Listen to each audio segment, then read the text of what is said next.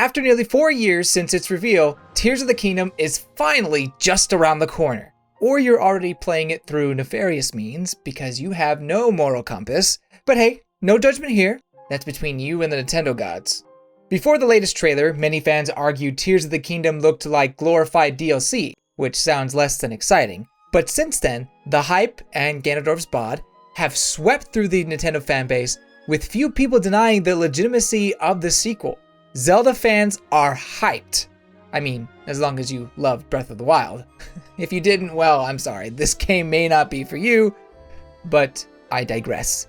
Before we explore the updated Hyrulean sky, land, and potentially underground, let's talk about the biggest questions leading up to this seemingly ambitious sequel, starting with Link's Wild Man look. Please note that I am avoiding all leaks for this video. I don't even know about them myself, so please respect that in the comments and don't spoil the game. Although if you're watching this post-release, feel free to use spoiler tags. Okay, now let's get into it. We've seen teases of Link's new fashion statement ever since the summer 2021 trailer, and immediately people wondered what turned Link into an elf version of Tarzan. A popular theory that dominated content creators' minds for a time was that this Link is from the past, or that Link travels in time. I've always thought the theory, while cool, to be untrue, unfounded, not a whole lot of good evidence going for it. And Aonuma's gameplay trailer more or less disproved the theory. But that doesn't mean he's not traveling forward in time, you know, the old-fashioned way. My original theory from one of the earlier trailers that still holds water even after the final trailer is that a few years have passed since Breath of the Wild. For whatever reason, Link is unconscious, involuntarily letting his nails and hair grow uncomfortably long. We also see in the latest trailer an older Riju and Telvin, supporting some sort of time skip. But of course, why? Why the time jump, besides the developers needing an excuse to change the landscape of Hyrule? In my opinion, it's all because of Link and his right arm. As I mentioned in my Tears of the Kingdom deep dive, Link's arm and the Master Sword are massively damaged by presumably Ganondorf's malice at the beginning of the game, perhaps cursing his body to never fight again. To save his life, Link is taken to the sky, where someone, maybe Zonai or their robots, contains the curse within his right arm using a special gauntlet. Unfortunately, the process takes a few years. Once healed, he leaves his chamber and explores the Sky Islands to master his new powers. Sounds pretty familiar to the Great Plateau, right? Of course, I might be wrong about the series of events, but I am confident this is the reason for the time skip and Link's new wild look. Another big question mark is the name itself. Tears of the Kingdom. Oh, the title is a spoiler. Really, Nintendo? Of all the things you've shown, you think the title is a spoiler? Really? Oh no, Ocarina of Time, spoiler, there's Ocarina. The title is not gonna spoil the game. Unless you say Link and the time that he goes back in time with Zelda, gets the Master Sword and defeats Ganondorf, who is revived and he looks really hot and the internet loves him. That just kind of rolls off the tongue, doesn't it? Tears of the Kingdom is not a spoiler. Although you could argue it is a clue to what the game will be about. Anyway, while it's fairly clear in the last trailer what these tears are, we still don't know their purpose. At least I don't know their purpose.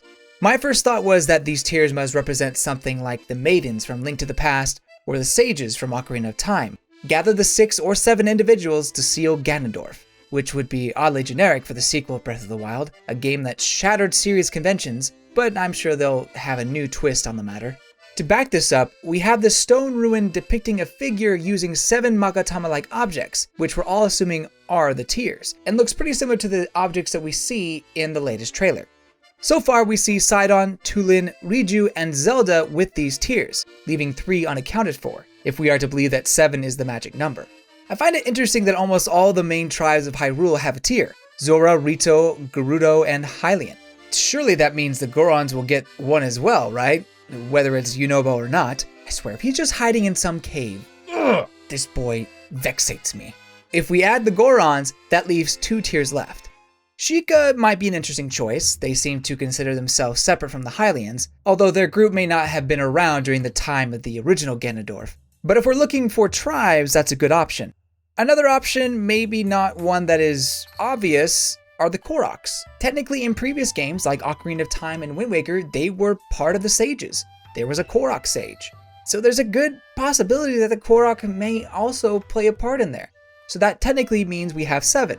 But on the off chance one of those two are not used, that leaves one tier for a new tribe, I think.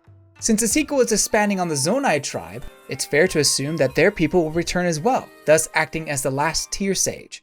Granted, it's hard to say who that would be or what the Zonai even look like, but I could try to make an educated guess. More on that later. The elephant in the room is Ganondorf. He also seemingly has a tear right on his forehead, at least when he's fully hydrated.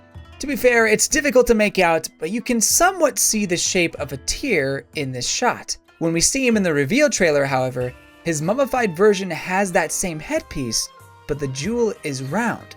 This is the same design that he had when Link fought him at the end of Breath of the Wild inside Hyrule Castle. Now that could have been changed later on in development, but it's interesting to note that it used to just be a gem, like a circle gem. So if this is a tear, what gives? Was he a sage from the olden days? Is this headpiece with the jewel intact how the sages sealed him for millennia? If so, why does he keep it on? It looks like he's getting power during this scene where we see the tear more than anything. So surely this is not him getting sealed away, right? Or maybe he likes to be sealed. And now, witness the birth of my new world. Not today, Ganondorf. With the power of the goddess, I seal you away for all eternity. 5th time's the charm, right? Ah! No! My power! It's seeping away! Curse you! Oh! Oh! Yeah! Oh! Harder! Seal me harder! Whoa, what? Wait, why'd you stop? Something wrong? No, I just thought I heard you say something. I didn't say anything. I mean, besides my screams of agony. Sorry, it must have been my imagination. Huh. Well, you better act quickly before I give birth to my new kingdom. Metaphorically, of course. I won't let that happen. Ah! The goddess's power! It burns so good! Oh! A little to the left, please. Oh, yeah, thank you. Oh yeah! Burn me! Burn me like crisp Gerudo bacon! Okay, you know what? I don't feel comfortable doing this anymore. What? Why not? You haven't even reached the climax yet. Please don't phrase it like that. You're making this really awkward. What? Me? You're the one who's making this awkward. None of the other Zeldas had any issue sealing me. I don't care about your relationship with the other Zeldas. I'm not going to do it if you keep acting like this. But I... Don't you want to stop me from taking over Hyrule? Only if you stop acting weird. Okay, fine. Promise? Yes. No more outbursts? You won't hear a moan, I mean sound. Very well. I see you, Demon King. Be gone!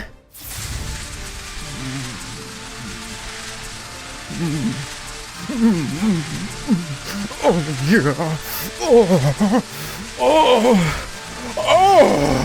Oh, yes! Seal me! Seal me!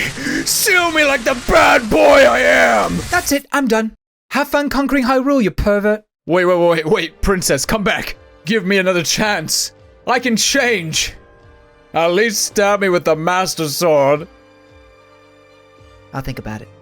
I'm inclined to think the tears are necessary to end Ganondorf once and for all, but this shot of Ganondorf does give me pause. At the very least, we know these tears play a key role in the plot and gameplay. Here's hoping the truth behind the tears will be a satisfying one.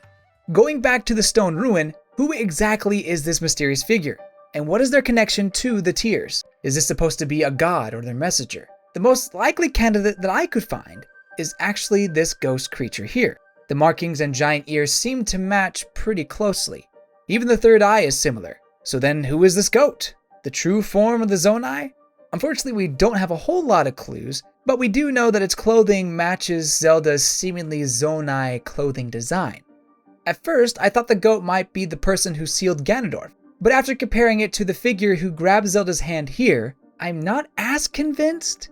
The clothes don't quite match up, but the white and yellow hair seem to be the same. Now, that could just be that Zonai have white yellow hair. That could be an interesting feature. If it is the same length of hair along with the same color, then it has to be the same person. But regardless, these two must be from the same tribe, at the very least. And if it is indeed this hand that is the one keeping Ganondorf at bay for all of these centuries, then this is the true form of the Zonai people. Who knew they would be goats? I was expecting dragon people, if not human. Mr. Goat is not the only questionable being, as we also have the Tan Elf right here. Dark elves in Zelda? Probably not, but that would be a fun twist. Anyway, who is she? A popular theory is that she is the true form of the goddess Hylia. There are statues already scattered across Breath of the Wild. Why not rope the actual goddess into the game as well? Well, I do think that that would be awesome. I'm not sure Nintendo would actually dive into their extended lore like that. Seems like they don't touch the gods unless it's some mythical fairy tale, like with the origin of the Triforce. But hey, maybe they break away from that restriction. I'm more inclined to think this woman is actually Zelda. No, not Breath of the Wild Zelda after a month in the Bahamas, but a previous reincarnation of Zelda. Oh, so Hylia is not possible, but reincarnation Zelda is. Okay, that does sound a little contradictory, but I don't think it's strange for them to acknowledge Zelda's past lives, since we know all Zeldas are new iterations of Skyward Sword Zelda. Who is to say some of these reincarnations didn't look completely different from the other ones? Perhaps Hyruleans used to look that way before mingling with other clans. Now, this does mean that we need some time-traveling shenanigans to pull this off, but I think many of us are already convinced that present-day Zelda, Breath of the Wild, chopped off her hair Zelda, is already in the past doing her own thing with Goatman. Who's to say she couldn't run into her old self? On that topic, it seems in this game, Zelda has been transported to the past, specifically right when she falls down the hole here. As I pointed out in my reaction video, we see something beginning to glow, most likely her yellow tear. I'm guessing that mechanism saves her life by sending her to the past and letting her meet the goat with the man hands. Another clue pointing to Zelda moving to the past is the scene of Zelda holding the Master Sword. While it may look whole in this shot, the sword is actually a broken mess based on a shot from some Japanese commercial. The only other time we've seen the sword like that, besides the logo, is in a short clip for the delayed trailer a couple years back. So how is it possible for both Link and Zelda to hold the corroded sword? Time travel! The proof, or some sort of proof, is the platform Link is standing on. This area is actually the same place as in Zelda's scene from the trailer. Granted, the duo could be playing a complicated game of hide and seek, without any time traveling, transferring the sword between them, but with the Zonai and glowing tears, my gut tells me the princess is in another time. So what exactly is she doing in the past, and how does Link find her? Honestly, that's probably my biggest question. Before I give my answer, I have to first mention an interesting theory that I've heard some people throw out: the burning of the Great Hyrule Forest. Apparently, the home of the Great Deku Tree and the Koroks is missing in the trailers, leading some people to believe that it must be destroyed, most likely during Link's hibernation in the sky. That would mean any hope of restoring the Master Sword to its full glory is gone, unless the Korok Forest itself was saved somehow. However, there is a brief clip of Link pulling the fully recovered Master Sword from its pedestal, seemingly in a wooded area, with Koroks watching as he does so. So is the Korok Forest still intact? Returning to Zelda, I believe she receives the broken sword from present Link through time travel and travels to the Korok Forest to once again place the sword in its pedestal and let it heal. That has to be one of her main goals, besides whatever she's going to do with the tears. That being said, this creates a sort of paradox with two Master Swords existing at one time, and it raises the question of how Link gets the sword back. Does he also have to travel back in time? Does the Korok Forest act outside the realm of time, meaning that there's always going to be one Master Sword within the Korok Forest? I have to wonder if by creating this paradox, I'm barking up the wrong Great Deku Tree. But yeah, I guess we'll find out. Another reason for Zelda's time-traveling adventure could be as simple as she needs to gather the tears and send them to Link so he can recruit new sages. Unfortunately, that's the best guess I have. Moving on to exploration, the biggest thing we all want to know about is traditional dungeons. Are they returning? I can't think of any way to improve Breath of the Wild more than by adding those dungeons.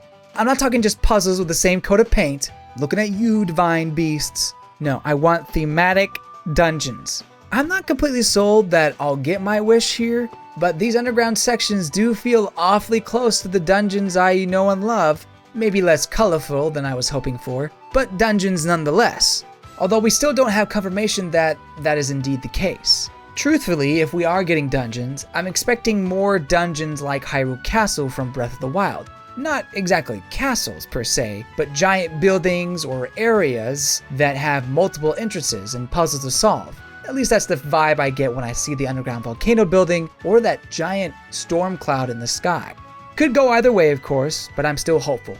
Above ground, there are a few structural changes here and there, definitely some exciting ones, but the ones I'm most interested in are the white giant markings on the ground that look like depictions of the stone ruins that we've seen before. This one here actually looks like a maiden, perhaps the same one depicted here. What could they mean? Are they pointing towards something? Are we making a giant transmutation circle to seal Ganondorf away for good? Oh yes! Easy, Ganondorf, easy. Or maybe the markings indicate the hiding place of more giant mechs, similar to the Divine Beast. And that's how we fight Ganondorf at the end. But I think maybe the most likely reason is puzzle solving related. Maybe there's a sky island that uses these markings for something. Regardless, I can't wait to solve the mystery along with all the other secrets hiding in the sky and on land. Oh, that reminds me.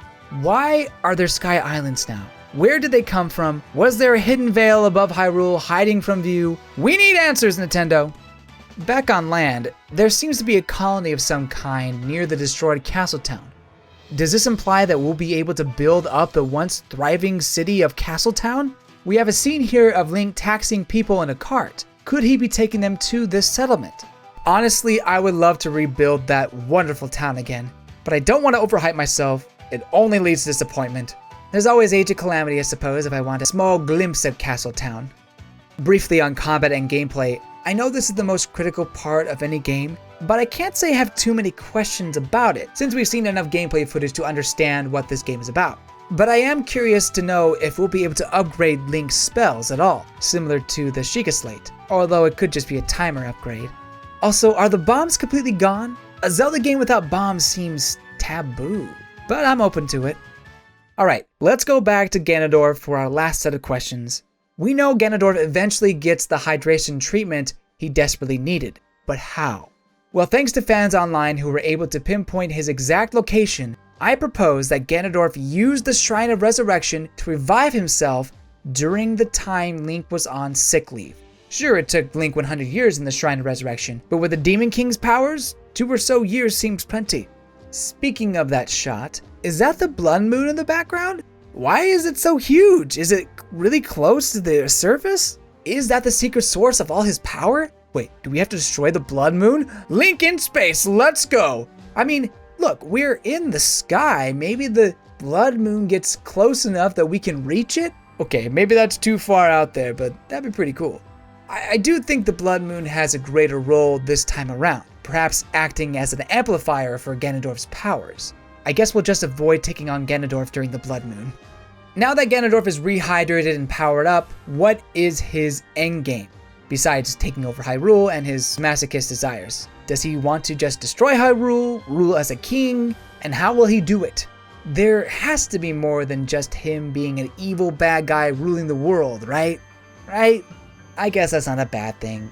Honestly, it's just great to have Ganondorf back again. With only a few days left, these questions and more will be answered. Unless my questions were totally irrelevant to the game, which is definitely possible. There's plenty more questions I could have asked, but I'll leave it here. Don't want to over-speculate and burn out before the game even launches. Tears of the Kingdom has a lot to live up to. We're talking about a masterpiece in Breath of the Wild. But I have full confidence that the Zelda team will add wonderful new puzzles and areas for us to explore without compromising the magic of the first game. No promises on the story though.